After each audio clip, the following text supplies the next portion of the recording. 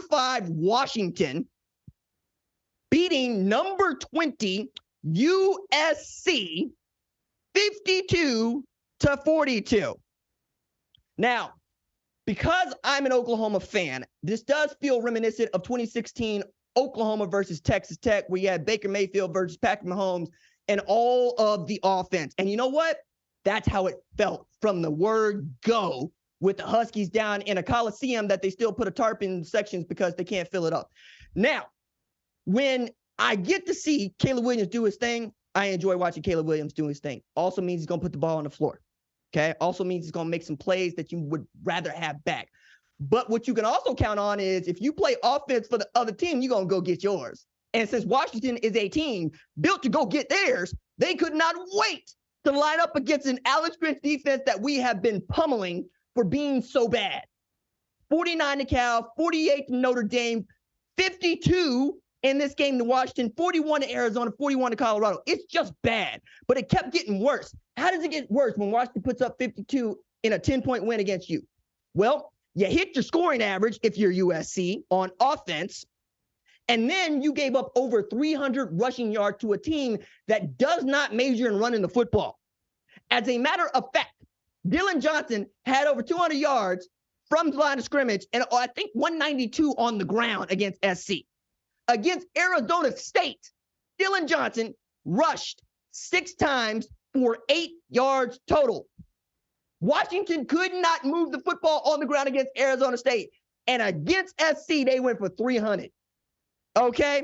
Now, it gets even worse for USC as you took this L to a top 5 Washington team who improves to 9-0 and is sitting pretty to make the Pac-12 title game against an Oregon team that is surging. But I got to get at USC one more time here. At USC, Lincoln Riley is 2-6 against top 25 teams. 2-6. This season against top 25 teams, USC is 0-3. They only beat the crap teams, or that's how it feels, right? And it gets even worse.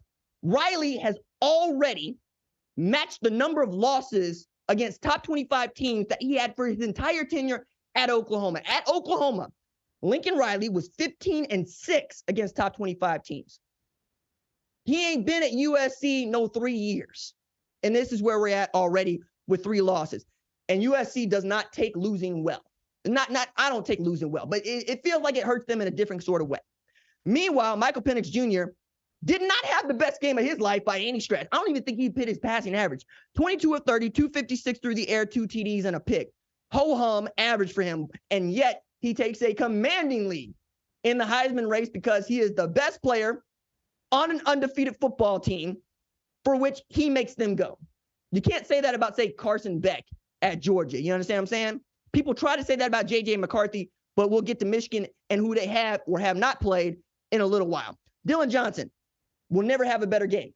I take that back. He might have a better game, but I got a hard time seeing him doing better than 26 rushes for 256 yards and 4 TDs against a top 25 opponent on the road.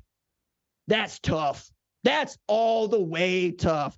And then I'm looking at this, and I can't believe it's not even that Dylan Johnson was that great or that Michael Penix Jr. was that great. It's that Caleb Williams did his job. Like, dude's 27 of 35 for 312, 3 TDs, and no interceptions.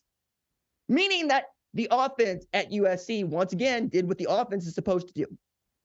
And for yet another week, I have USC fans in my text messages going, we need a new defensive coordinator. And I'm like, nah, that's the defense. That's what he wants. That's what Lincoln wants.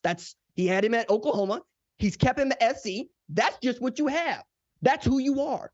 You are the team that will score 42 and has to worry about giving up 52. That's not, I wish I could tell you that there was another way to do this. But being the Oklahoma fan that I am, I can only point you to 2019, 63-28 LSU. I can only point you to Oklahoma, Texas Tech because the defense couldn't stop nobody. That's regular over there at Texas Tech. That's what they did. But at Oklahoma, where you expected to have a defense, nah, dog, that's just not what it's going to be. Now you're staring at a 3rd loss, and you are going to get booted out of the top 25. With the reigning Heisman winner returning. That's egregious. Like, I got no other way to put that. You have what we all agreed at the start of the season was the best player in the sport. And what we still agree is the #1 overall pick in the 2024 draft. And you have caught 3 losses before the first weekend of November is through. What else are we going to do with that except to say Oregon might put up 100 next week? Oregon put up 63 on the same Cal team that put up 49 on SC. It ain't getting better, baby. It ain't getting better. You're going to have to wait and hope you can withstand what's coming your way, because the train is still coming. You still got Oregon, you still got UCLA, and then we will see. If you like what you've seen, consider subscribing to the #1 college football show on YouTube, the Fox Sports app, or wherever you get your podcast.